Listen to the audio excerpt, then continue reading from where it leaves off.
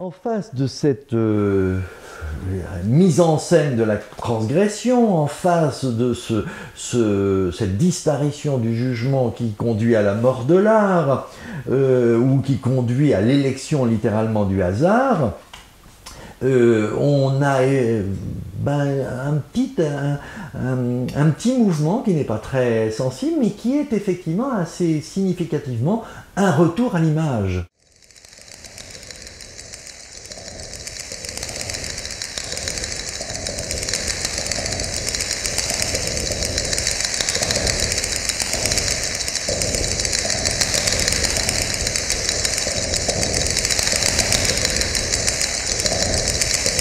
C'est-à-dire un retour à un minimum de règles, et entre autres de règles, dirais-je, simples, qui sont celles du métier. C'est à la fois un retour sociologique du métier, mais c'est bien plus un retour axiologique d'un minimum de contraintes, puisque l'image, n'importe qui ne peut pas la faire, et on ne peut pas la faire n'importe comment. Et donc on voit très bien qu'il y a dans l'art contemporain, qui n'est normalement pas imagier, dont en quelque sorte tous les principes et tous les mouvements et toute l'histoire, c'est précisément la disparition et la négation de l'image, et on la voit revenir en quelque sorte par la fenêtre après l'avoir jetée par la porte, hein, on la voit revenir dans un certain nombre de mouvements. Hein. Gasiurovski a refait des très jolies petites images. Parfois à partir de la photo, il y en a d'autres, donc Richter et compagnie, on part de la photo, on la retravaille, on la repeint, on la redessine, et donc on se retrouve avec des situations très compliquées. On ne sait pas si c'est une espèce de photo qui aura été agrandie et plus ou moins pâturlurée, travestie en quelque sorte, ou si c'est vraiment une reproduction dessinée, parfaitement peinte d'un positif quelconque de photo. Enfin, c'est assez fascinant de voir ce retour, au contraire, de la contrainte que constitue précisément la règle d'un beau métier. Hein, la règle du beau métier, ce qu'on retrouve précisément dans les arts du compagnonnage, par exemple, où les choses sont bien faites. En général, elles ne sont pas très belles, d'ailleurs, on pourrait le dire, hein, d'un autre point de vue, mais elles sont faites comme elles doivent être faites à l'intérieur, effectivement, de la règle. Donc il y a une contradiction en quelque sorte, un mouvement contraire de cette tendance facile avec le retour de la règle, mais la contradiction la plus sensible, c'est, je dirais, véritablement le retour d'une morale, mais d'une morale esthétiquement prise pour elle-même, c'est-à-dire d'une frustration.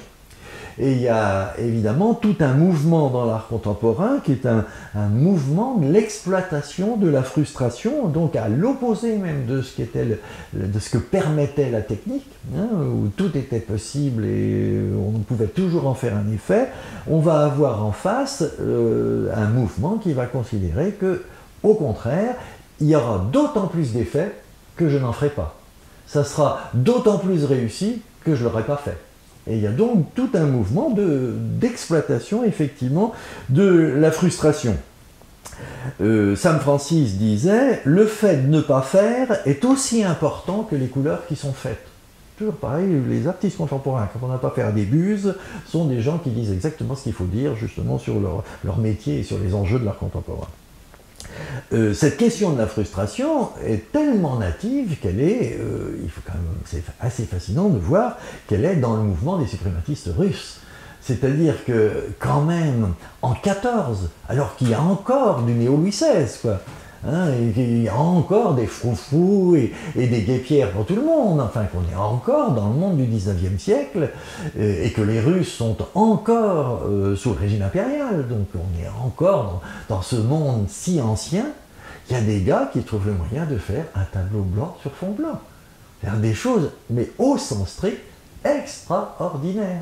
C'est véritablement des choses faramineuses de ce point de vue-là, c'est-à-dire dans ce positionnement-là, s'opposant à tout le principe décoratif, aussi bien des arts anciens que précisément, futurement même pour eux, mais de l'art contemporain lui-même, ils étaient capables de poser le principe effectivement d'une abstraction telle qu'on ne fasse quasiment plus rien, et c'est d'autant plus beau qu'il n'y en a pas. Donc les carrés noirs sur fond blanc, les triangles violets, etc., carrés rouges et noirs, etc. Alors, en même temps, il y a toujours un côté décoratif là, puisqu'on peut exploiter le système autant qu'on en veut, mais justement, eux ne l'ont pas fait, ils sont quand même assez restreints, donc là aussi, ce qu'il faut voir, c'est que la question n'est pas la matérialité de la chose elle-même. J'ai toujours eu des amis qui disaient qu'il fallait jauger la qualité du blanc par opposition à l'autre blanc et la patte de la croix ou du carré par opposition à son fond. Ça, c'est de la foutaise en bas. Hein. Ça n'a aucune importance. Donc, évidemment, ils savaient peindre, ils faisaient pas n'importe quoi, et moi, je ne ferais pas aussi bien qu'eux. Mais c'est complètement anecdotique la façon dont c'est réalisé, puisque ce qui est en cause, c'est le principe, effectivement, de ne pas faire d'effet, c'est tout. Ensuite, les moyens, chacun fait comme il peut. Donc voilà, Malevich est de ce point de vue-là incroyablement emblématique, Rodchenko, on peut dire que Mondrian peut se mettre là aussi.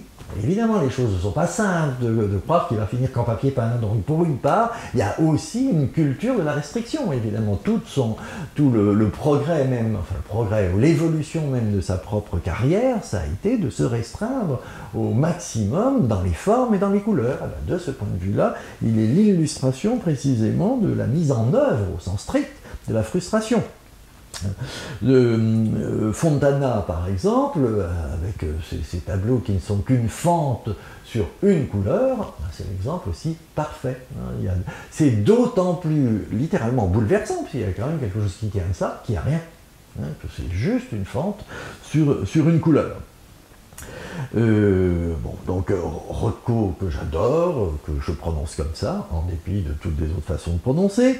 Donc Rothko est effectivement lui aussi extrêmement restreint de cette façon-là, avec très peu de couleurs, très peu d'effets. Donc tout le monde a joué à ça. Donc ensuite, ceux qui ont fait dans le genre monochrome, alors là, il y en a des tonnes.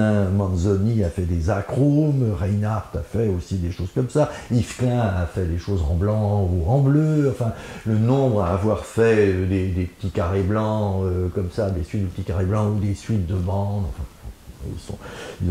Enfin, presque les plus grands ont tous joué à ce jeu de « ça sera d'autant plus beau que je ne ferai rien ».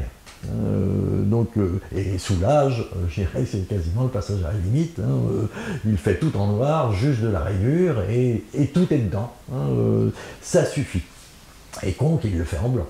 Tant qu'à faire les vitraux, il les fait blancs. C'est quand même le gag, juste quelques petites lignes, mais on se retrouve avec presque de l'anti-vitrail en étant avec du blanc avec des petites lignes.